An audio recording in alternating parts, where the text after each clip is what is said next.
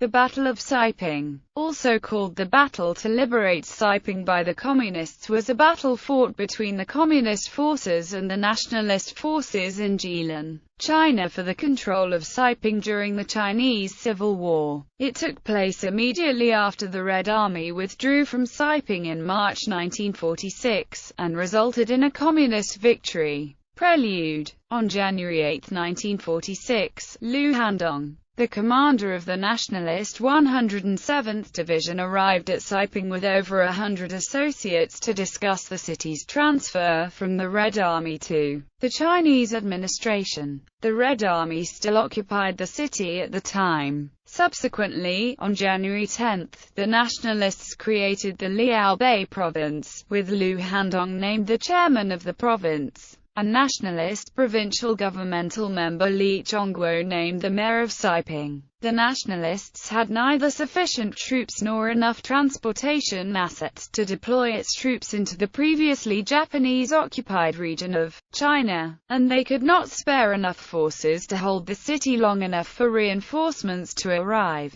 The Nationalists at Siping recruited bandits in the region, including members from the Good Under the Heaven and Flying Over the Grass gangs, to secure the local garrison. Enlisting the gangs angered the local populace, which already blamed the Nationalists for losing the region to the Japanese invaders. As a result, the Nationalists lost popular support in the region, a problem exacerbated by the fact that the hired bandits had fought the Nationalists both prior to and during the war and had cooperated with the Japanese invaders. The Nationalists recruited forces from the former Japanese puppet regime, such as the Ironstone units, to be part of the local garrison, which only increased the hatred from the local populace, which had suffered under the Japanese puppet regime. First Nationalist offensive and counterattack. On January 25, 1946, Liu Zhengzhao, the commander-in-chief of the Communist Western Manchurian Military District, and Li Fuan,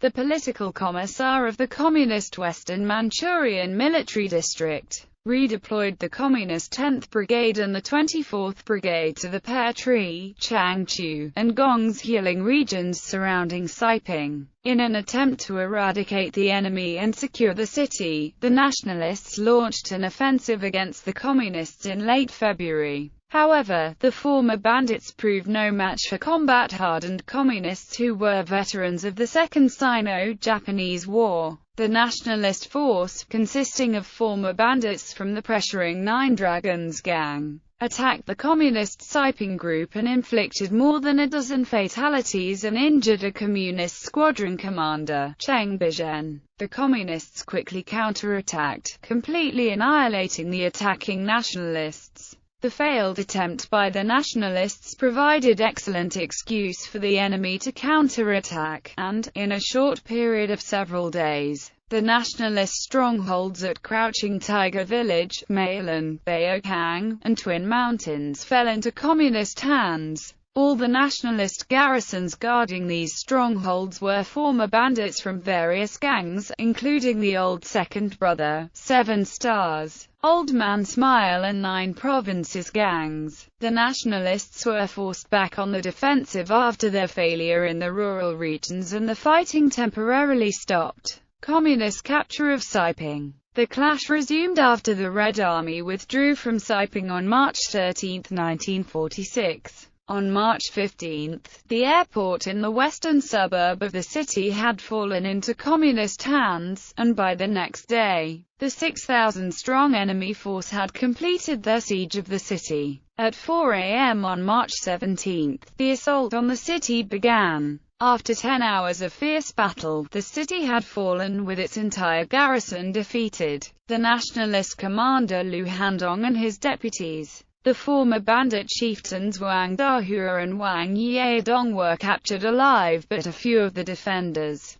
including the Nationalist Chief of Security Zhang Dongkai and Deputy Chief of Security Wang Yongqing, were able to escape by disguising themselves as beggars. The enemy had also captured 69 machine guns, 32 artillery pieces, over 2,000 firearms, nearly 2 dozen automobiles, over 300 military horses and large amount of supplies from the nationalist defenders. The nationalists lost support from the local populace as a result of the defeat. Nationalist counter-offensive. Chiang Kai-shek was furious that the city had fallen and sent out a force to retake the city. By March 21, 1946, the nationalists had taken nearby Liaoyang, and by March 22, the nationalists took Fushun and Tailing. On March 22, Chiang Kai-shek ordered Zhang Shnui, the chief nationalist administrator in northeast China, and Zheng Dongguo,